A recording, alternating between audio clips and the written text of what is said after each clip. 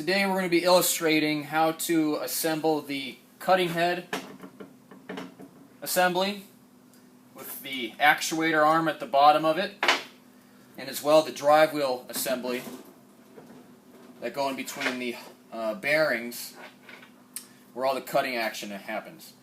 So if you get new parts, this is what they come looking like.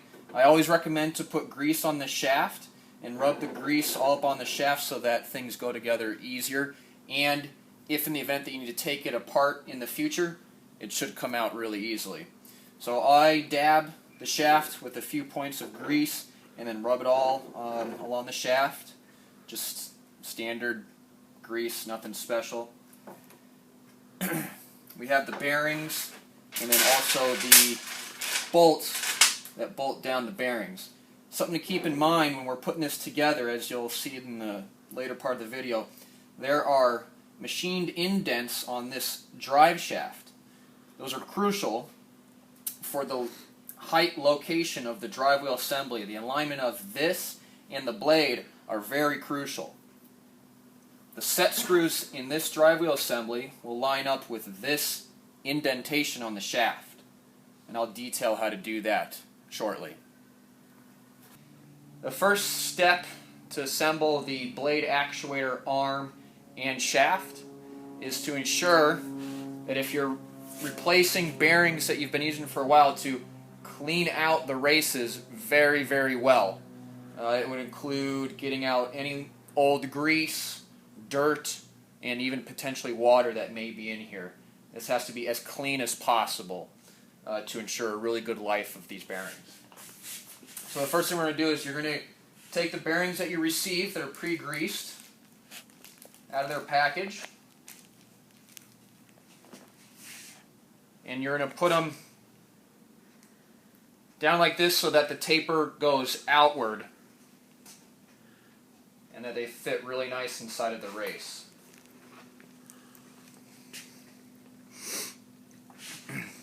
The next step is to take the shaft and insert it into this top bearing.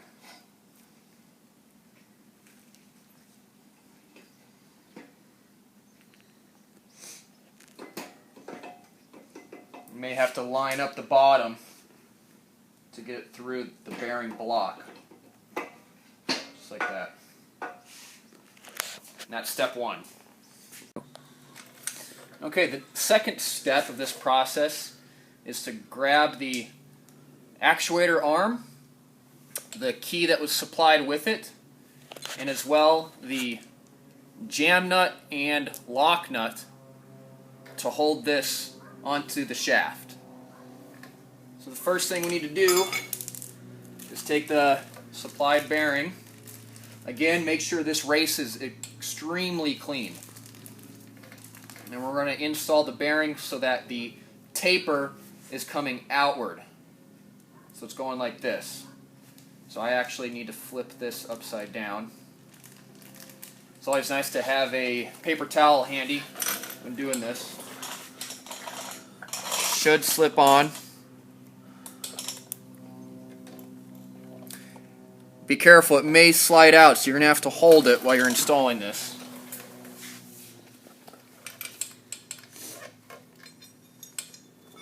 Take the actuator arm, put the keyway in, and line it up.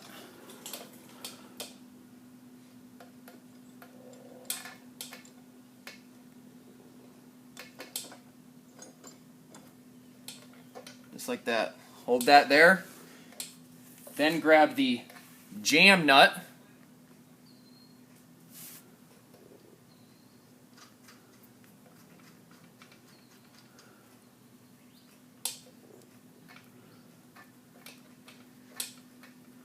And tighten it all the way up against the arm by hand, just like that. Take a 7/8 inch wrench or a crescent wrench. Crescent wrench will be fine as well. And the intent here is to tighten this nut so that we have free movement by hand, but also so that there's no looseness. So the first thing you're going to do is tighten this nut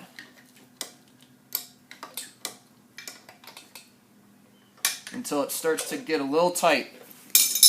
You're going to rotate it, double checking. Okay. Move it up and down, make sure there's no looseness. You're going to turn it a quarter of a turn. So if we start here, I'm going to go right there. That's the correct tension required for these bearings. Double check, make sure it rotates smoothly. Lastly, we're going to put the lock nut on.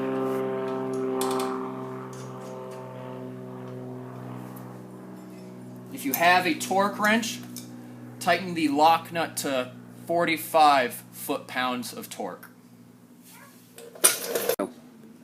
Okay, in this step we're going to detail how to position the top bolts that hold the bearing onto this plate in place while we position the drive wheel in between the top and bottom plates. First thing we're going to do is place the 4 bolts in the bottom plate, as so. And this is going to take some coordination. You might need to have a second person to help. But you're going to take each one of the top bolts and point them this direction. I usually take my second hand and I will hold the bolts in place so they don't fall. And we take the drive wheel assembly and slide it into place.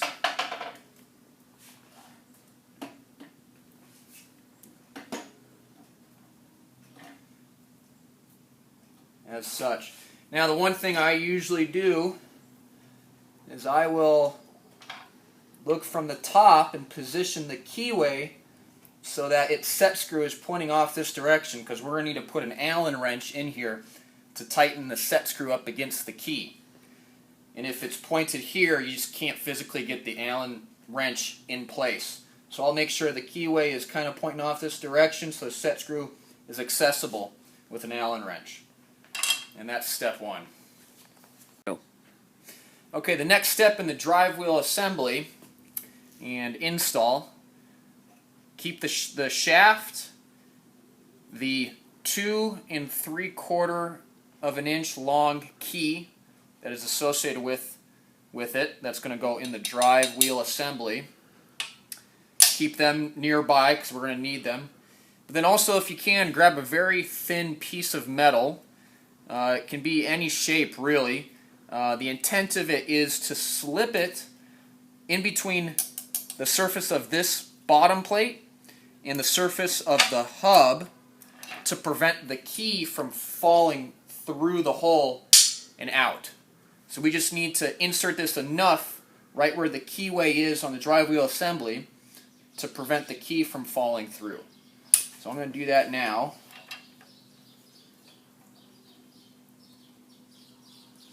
Right there. I'm going to grab the shaft and the key. And now, this is a new model as of October 2015, where we have a removable top bracket.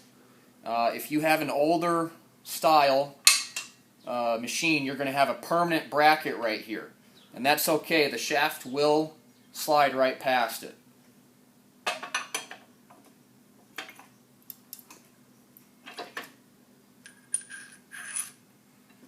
I'm going to line everything up. Okay, now, with the old style permanent bracket machines, we need to push the shaft down so that we can, in the next step, put the bearing on and the sprocket before we get the shaft back up, which in essence prevents us from putting the bearing and sprocket on. So we just have to go down as far as we can with the shaft to get the bearing and sprocket on, and then we can come back up with it to get the set screw locations lined up with everything. And we'll do that in the next step. With the 2 bearings nearby, we're going to push the shaft down. allowing us to slip the top bearing on underneath the old style permanent bracket. One thing we try and do is make sure the grease fitting is pointed to the left of where I'm standing right now. So I'd slip it on and line up the bolts.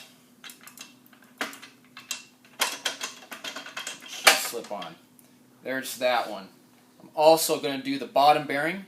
Again, point the grease fitting to my left of where I'm standing. Have the nuts available so that when we put this bottom bearing on, we can put the nuts on so it doesn't fall off.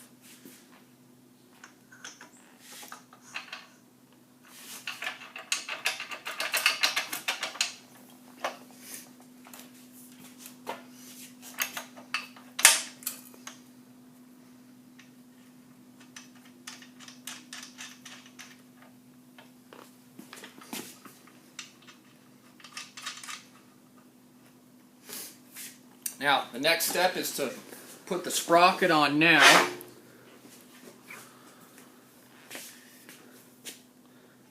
The hub of the sprocket is facing up. So get that on now before we shift the shaft up. And now we can try and get the nuts on for the top bearing.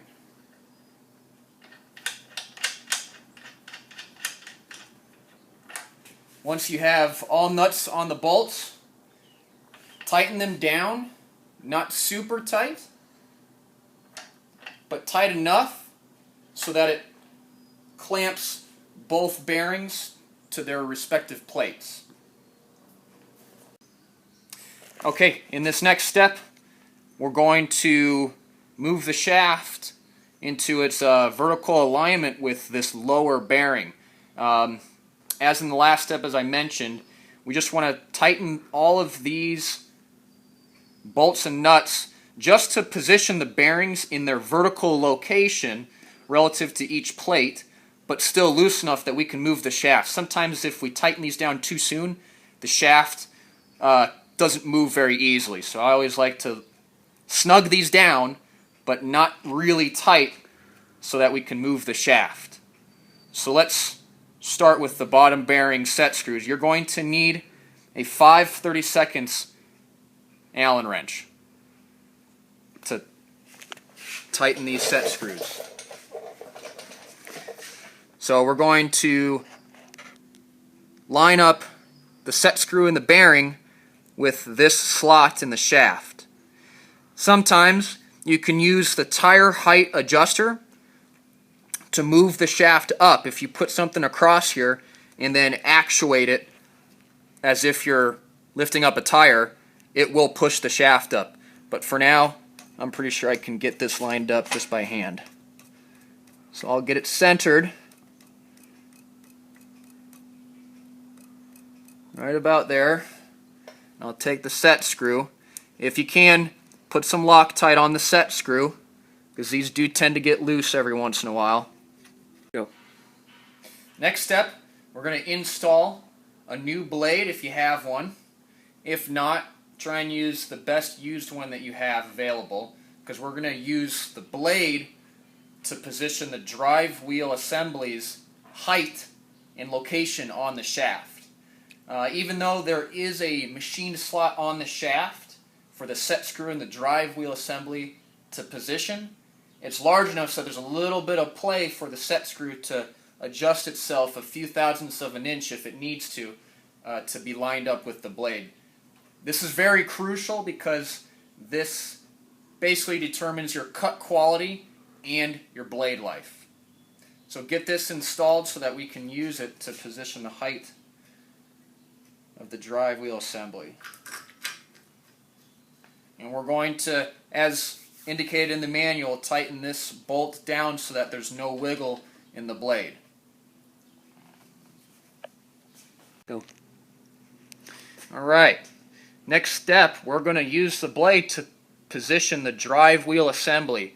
That's these toothed wheels, the cutting discs, the groove, and then the top toothed wheel. This is all the drive wheel assembly.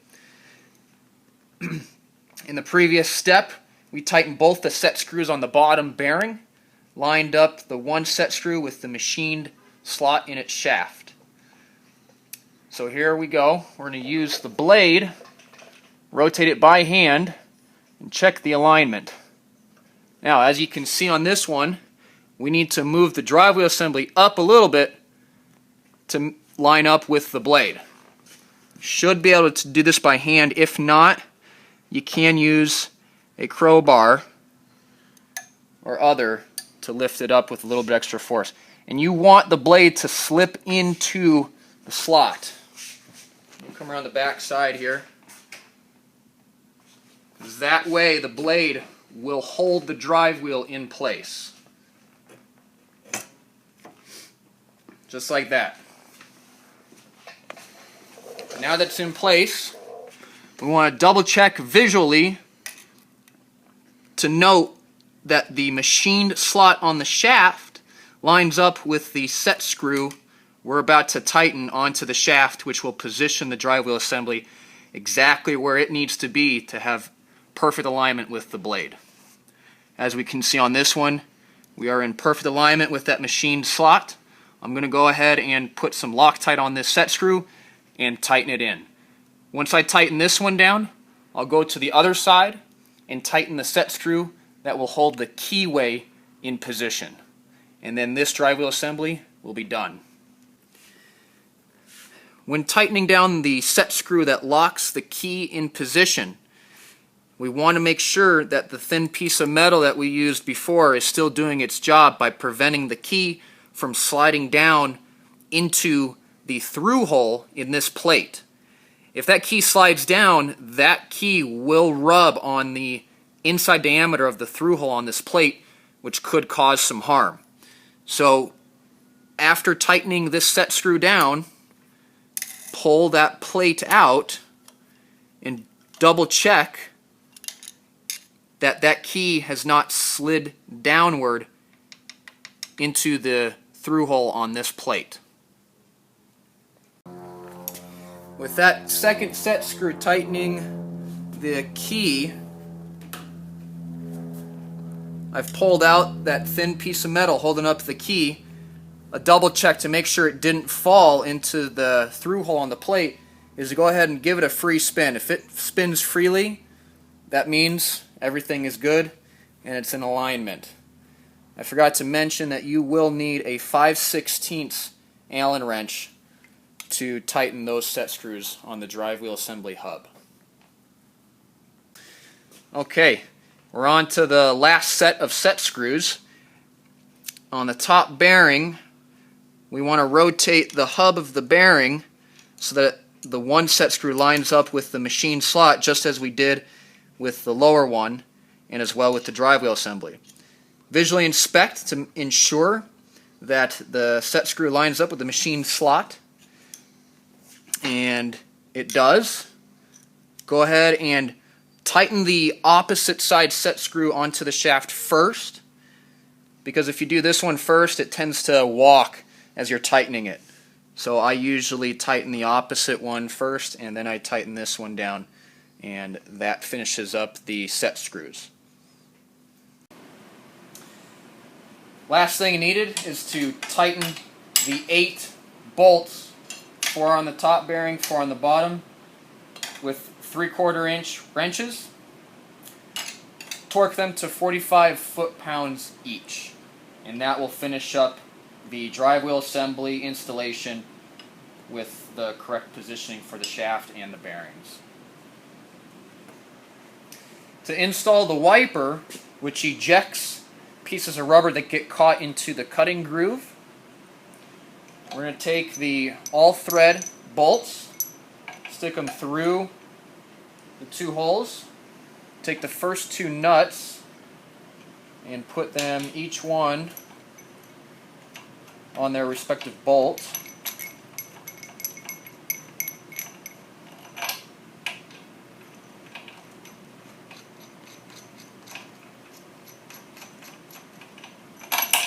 Then we're going to put the wiper on and make sure it fits in this orientation.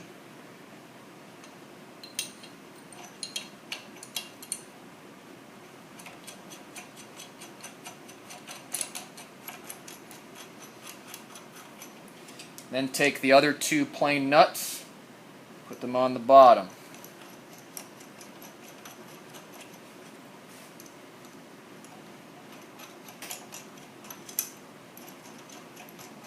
With all this in place, screw the bolts all the way through to the receptive holes on the bottom plate, and then tighten them with the lock nuts. In the next step, I'll show you how to position the wiper just perfect so that it doesn't grind on either of the surfaces in this groove. And we'll tighten these nuts down to secure it in place. Okay, now we've got these two bolts and the nuts secured. It's time to position the wiper in place. To do that, I'm going to first apply some Loctite onto the portion of the threads above and below the wiper on each bolt.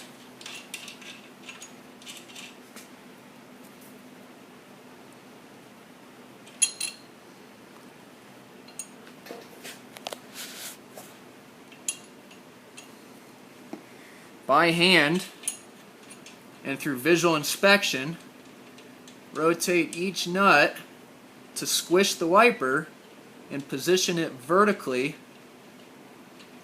in between the slot on the drive wheel assembly. Rotate the drive wheel assembly by hand to make sure that there's no rubbing. Once you have the wiper in place,